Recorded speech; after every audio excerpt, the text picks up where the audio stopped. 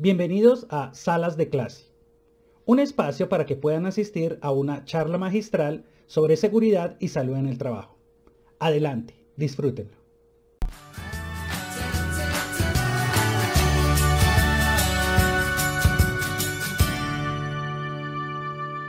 El riesgo tecnológico corresponde a la probabilidad de sufrir daños como consecuencia del funcionamiento deficiente de una tecnología aplicada a una actividad humana.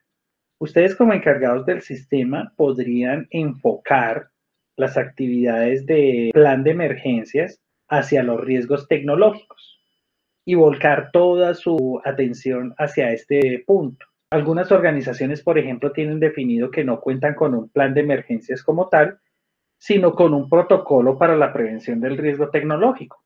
Y lo enfoca desde esta naturaleza y tendría validez.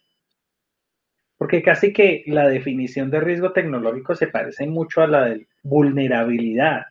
Miden casi elementos similares.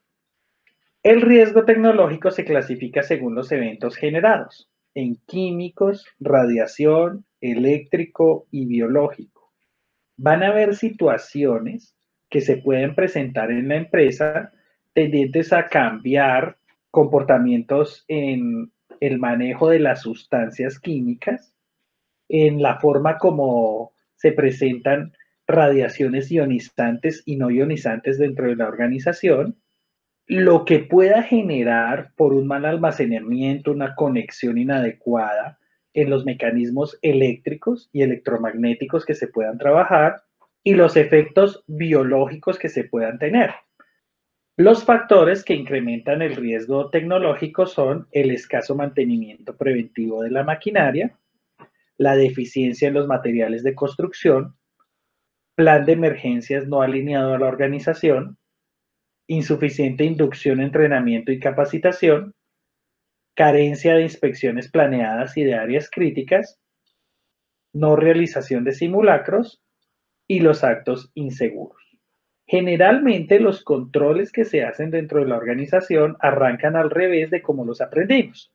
Siempre nos dijeron primero la fuente, luego el medio y luego el trabajador.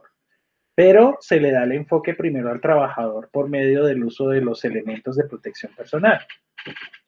Y se descuida el mantenimiento preventivo en las maquinarias. Muchas veces, por ejemplo, una maquinaria, su lata está sonando, tiki, tiki, tiki, tiki, tiki, tiki. Y lo que se hace es, no, eso está sonando muy duro, toca es que la gente se ponga la protección personal. Y no se mira que hay que hacer una intervención en la fuente, hay que mirar la maquinaria a ver cómo se comportó, qué es lo que está sucediendo con esa máquina para saber si se puede disminuir el ruido emitido. Y así todos los efectos de maquinarias que puedan llegar a afectar al trabajador o al medio ambiente, pues también se pueden controlar desde el origen. Los materiales de construcción se pueden ver afectados y principalmente si hay fenómenos naturales como por ejemplo sismos o si se presentan deslizamientos, entonces va a haber esa situación. Muchas veces nosotros estamos con copiar y pegar documentos y no aterrizamos los documentos hacia la realidad de lo que estamos viviendo. Uno debería tener en algún caso la suficiente fuerza como para arrancar un documento de cero. Ya sabe que tiene un plan de emergencias, entonces lo redacta de cero. Porque tener otra plantilla significa que de pronto dentro del análisis de vulnerabilidad o en los procedimientos operativos normalizados o en las recomendaciones particulares, pues al copiar se lleva elementos de otros temas, de otras organizaciones que no tienen nada que ver. Es fundamental pues que los procesos de inducción se les dé al trabajador porque pues últimamente se ha detectado que el trabajador ya conoce el tema, vamos a ver elementos de protección personal, yo ya sé de eso, ya sé que me los tengo que poner, ya sé que soy responsable, que me pueden despedir, ya sé que el empleador tiene una obligación, pero aún así no se los pone. Entonces habría que mirar qué es lo que está fallando dentro de esos procesos de capacitación y entrenamiento para que no esté tan sensibilizado el trabajador. La norma NTC 4114 trata el tema de inspecciones. Ahí la divide en tres, las inspecciones de orden y aseo, las inspecciones planeadas y las de áreas críticas. En este caso, para el riesgo tecnológico, es bueno hacer unas inspecciones planeadas que podrían ser trimestrales o semestrales y unas de áreas críticas que definitivamente tendrían que tener una periodicidad mucho más corta. Aunque en las empresas se hagan simulacros, la tendencia va a que casi todos hacen simulacros de sismo y cada año, pues por determinación del gobierno, participan en el simulacro, pero lo hacen teniendo en cuenta que es un simulacro por sismo. Pero hay otras actividades que se pueden hacer, incendios, explosiones, derrame de sustancias químicas, para poder validar realmente la puesta en marcha del programa que se tiene establecido de prevención en el riesgo tecnológico o del plan de emergencia si así lo trabaja. Y los actos inseguros finalmente pues son una situación mediante el cual el comportamiento del trabajador no es acorde al entrenamiento recibido. El riesgo tecnológico tiene unas consecuencias, entre ellas el daño en la infraestructura, la contaminación del aire, el suelo o el agua, los incendios, las explosiones, las quemaduras, heridas o muertes, las fugas y los vertimientos de sustancias químicas. Fíjense que todos están relacionados con eventos en los cuales está involucrado el hombre. Son antrópicos y a la vez tienen que ver con situaciones asociadas a materiales que están en el interior de las organizaciones. Un incendio generado por un mal almacenamiento, una explosión generada por el no control de condiciones físicas, accidentes de trabajo que puedan llegar a presentarse, fugas de vapores y de gases y vertimiento de líquidos dentro de la organización. Por su parte, los peligros químicos tienen unas clasificaciones muchísimo más organizadas y en este caso los productos químicos están clasificados según su naturaleza. La Ley 55 del 93 establece en su artículo 2 que los productos químicos se clasifican en productos químicos y en productos químicos peligrosos. Los químicos son aquellos productos o compuestos y sus mezclas, ya sean naturales o sintéticas. Mientras que los que son peligrosos son aquellos productos que han sido clasificados con esta categoría o se tiene información de que entraña un riesgo. Entonces aquí es donde uno ve que existen productos químicos dentro de las organizaciones que necesitan solamente la identificación, productos de higiene personal o productos que no están determinados como peligrosos porque sus fichas de seguridad determinan que no lo son. Y productos cuyas categorías de explosivo, inflamable, tóxico, comburente, corrosivo, pues les hace que se les tenga un especial tratamiento.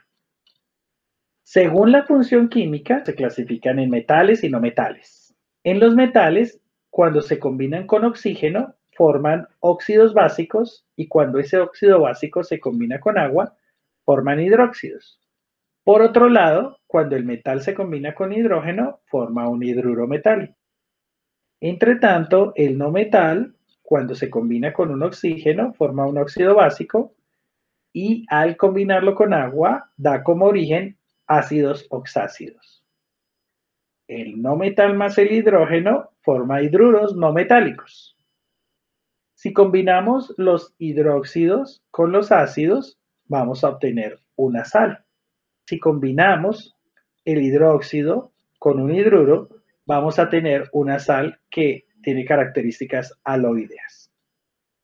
Según la función química orgánica, los compuestos químicos se clasifican entre los que tienen oxígeno, ahí se encuentran los éteres, ácidos y ésteres, alcoholes, aldehídos y cetonas, los hidrocarburos que pueden ser aromáticos y alifáticos, los alifáticos que se dividen en alcanos, alquenos, alquinos y cíclicos, y compuestos orgánicos con nitrógeno, entre los que se encuentran las amidas y las aminas.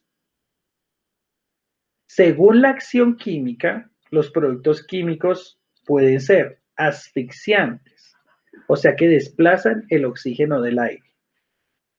Agresores respiratorios, causan enfermedades como la neumoconiosis. Anestésicos y narcóticos depresores del sistema nervioso central, como el tiner.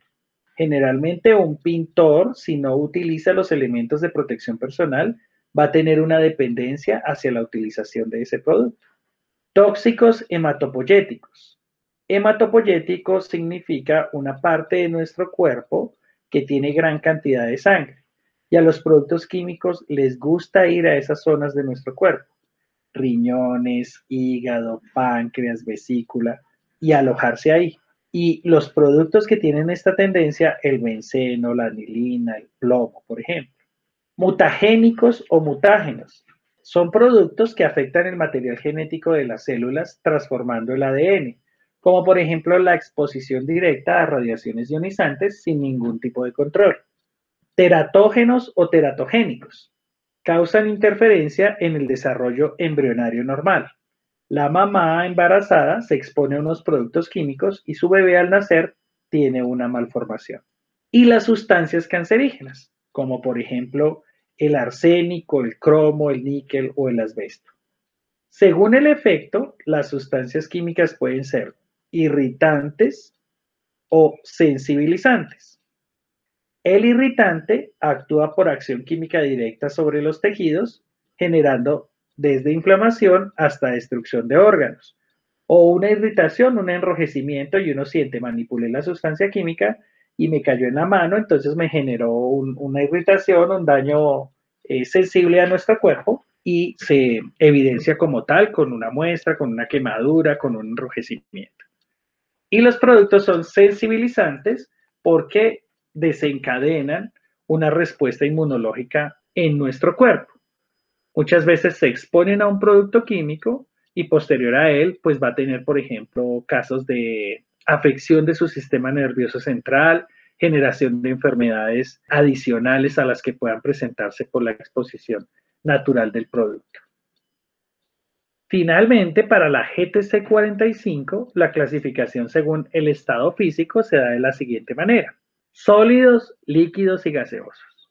Los productos sólidos se dividen en tres: polvos, humos y fibras.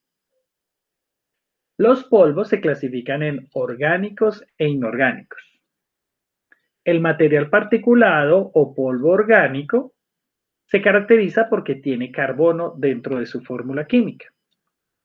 Y el material particulado inorgánico no tiene carbono dentro de su contenido. Un material particulado orgánico podría ser un carbonato de calcio, que dentro de su fórmula CaCO3 tiene carbono.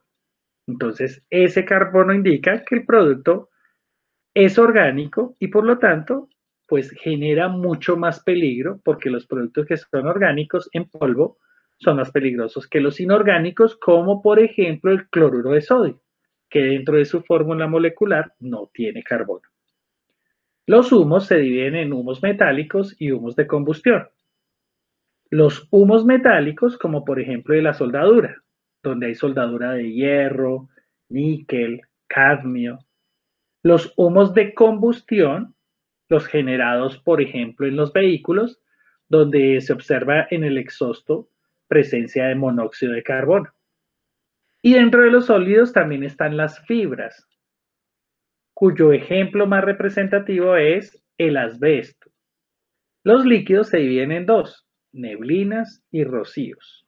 Las neblinas son una forma de presentación de los productos químicos en los cuales es una fase intermedia entre el líquido y el vapor. Su tamaño de partícula es pequeño y este producto tiende a ir para arriba. Los rocíos tienen mayor tamaño de partícula, se precipitan y son una fase intermedia entre el vapor y el líquido. En los gaseosos hay una subdivisión: gases y vapores. Los gases son generalmente sustancias que a presión atmosférica y a una temperatura ambiente, en este caso a 25 grados Celsius, existen en esa forma gaseosa, como por ejemplo el oxígeno, el hidrógeno, el nitrógeno, el aire. Muchos de estos productos también pueden presentarse de manera comprimida, donde le han modificado la temperatura y le han aumentado la presión para que exista dentro de un recipiente. Y los vapores, que son sustancias que provienen de un calentamiento donde se generó una fase de evaporación. El vapor de agua, el vapor de la gasolina, son los elementos más representativos de esta parte.